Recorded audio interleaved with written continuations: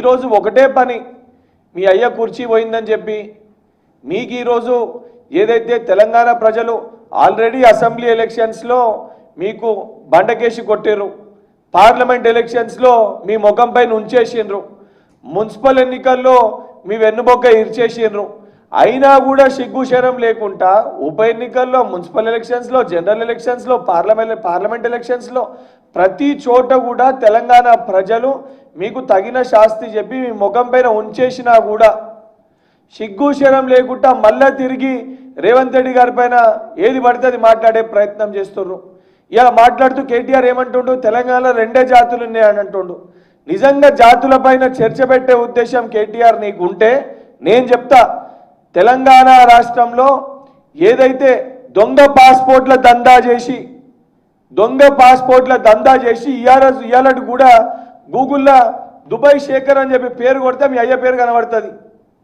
ఈరోజు కూడా గూగుల్లో నేను చూపిస్తా, దుబాయ్ శేఖర్ అని కొడితే గూగుల్లో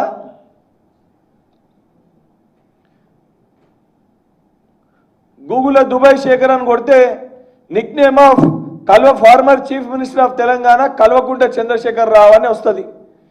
అసలు మీ అయ్యకి దుబాయ్ శేఖర్ అనే పేరు ఎందుకు వచ్చింది? అసలు దుబాయ్ దొంగ పాస్పోర్ట్ల పైన బయటికి పంపించింది ఎవరు? ఆడనే చాలా స్పష్టంగా అర్థమవుతుంది ఎవరి జాతి ఏందో. ఈరోజు తెలంగాణకి వన్నెచెచ్చిన జాతి మాది, తెలంగాణ వెన్ను విరిచిన జాతి మీది. తెలంగాణలో విద్యార్థుల బాగుకోరి లాభం చేకూర్చాలని చెప్పి సంకల్పిస్తున్న జాతి మాది. తెలంగాణలో విద్యార్థులకి, నిరుద్యోగులకి పేపర్లు అమ్ముకొని డబ్బులు దోచుకున్న జాతి మీది. మన భారతదేశానికి, తెలంగాణకి స్వాతంత్రం తెచ్చిన జాతి మాది.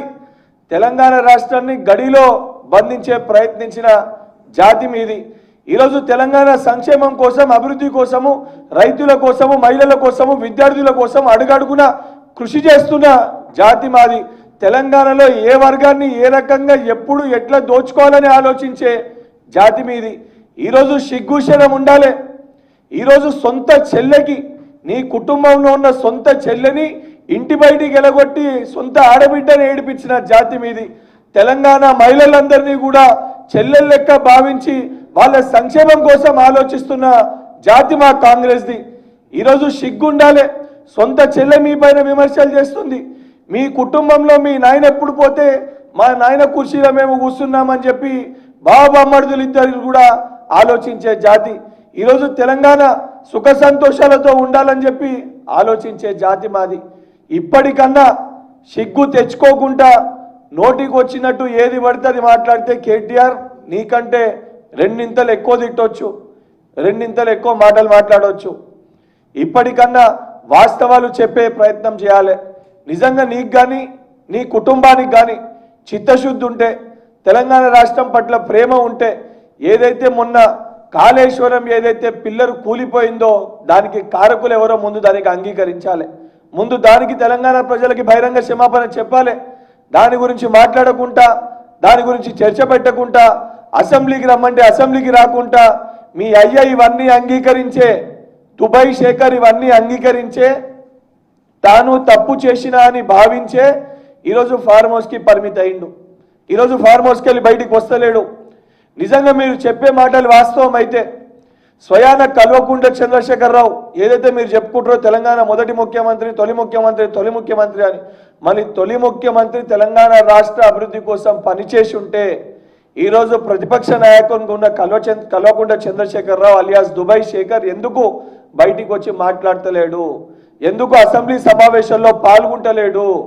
ఇవన్నీ ప్రజలకి చెప్పకుండా అడుగడుగున ఏదైతే ప్రభుత్వం చేసే అభివృద్ధి కార్యక్రమాలు, రైతుల పక్షపాతిగా ప్రభుత్వం పనిచేస్తుంటే 1,09,000 కోట్లు ఇప్పటికే రైతుల సంక్షేమం కోసం ఖర్చు పెట్టినప్పటికీ కూడా ఇవన్నిటినీ కూడా ఏదైతే చెప్పకుండా, ఇవన్నిటిపైన మాట్లాడకుండా 2 లక్షల వరకు దాదాపు 20 లక్షల పైచిలకు రైతులకి రుణమాఫీ కూడా చేయడం జరిగింది.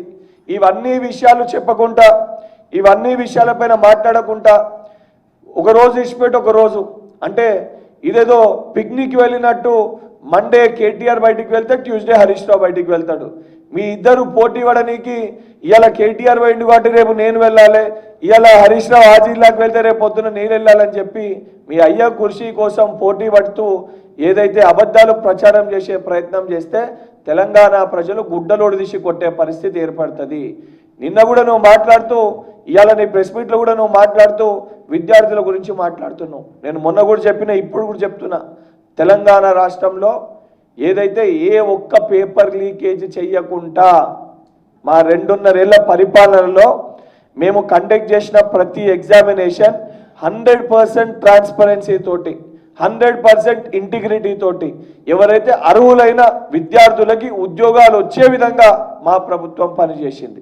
మరి నీకు నిజంగా దమ్ము ధైర్యం ఉంటే మీ 10 ఏళ్ల పరిపాలనలో ఒక్క పేపర్ లీక్ చేయకుండా, ఒక్క విద్యార్థికి అన్యాయం చేయకుండా, నేను ఒక్క చోట కూడా ఈ పేపర్ లీక్లో డబ్బులు తినలే, మా ప్రభుత్వంలో ఉన్న వాళ్ళు ఎవరు డబ్బులు తినలే అని చెప్పి బయటికి వచ్చి దేవుని ముందు ప్రమాణం చేసి మాట్లాడు. ఈ విషయాలపైన చర్చ పెట్టకుండా అబద్ధాలు ప్రచారం చేసే ప్రయత్నం చేస్తే తెలంగాణ ప్రజలు అతి త్వరలోనే నీ గుడ్డలు ఊడదీసి తెలంగాణ వీధుల్లో ఉరికిచ్చే పరిస్థితి ఏర్పడుతుంది. ఖబర్దార్ కేటీఆర్, నోరు అదుపులో పెట్టుకొని మాట్లాడాలని చెప్పి హెచ్చరిస్తున్నా.